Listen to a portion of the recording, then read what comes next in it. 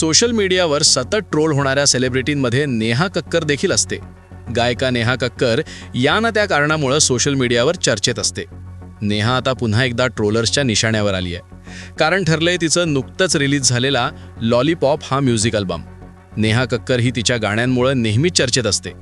एकेकाळी मंदिरात भजन कीर्तन गाणारी नेहा आता बोल्ड गाण्यांमुळे चर्चेत आहे. या गाण्यामुळे ती वादाच्या भोऱ्यात सापडली आहे. नेहा कक्कर आणि तिचा भाऊ टोनी कक्कर यांचं लॉलीपॉप कँडी शॉप हे नवीन गाणं नुकतंच प्रदर्शित झालंय.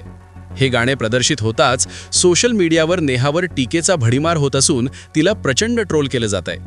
या गाण्यातील नेहाच्या डान्स स्टेप्स आणि पेहरावावर नेटकऱ्यांनी आक्षेप घेतलाय.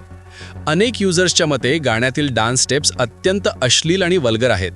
नेहा आपलं नाव आणि करिअर स्वतःच खराब करत आहे, अशी प्रतिक्रिया एका युजरने दिली आहे. गाण्याच्या व्हिडिओमध्ये नेहानं जो लुक केलाय तो पाहून अनेकांनी तिची तुलना कोरियन पॉप स्टार्सशी केली आहे.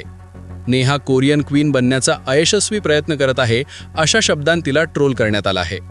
प्रसिद्ध लोकगायिका मालिनी अवस्थी यांनी देखील या गाण्यावर तीव्र नाराजी व्यक्त केली आहे.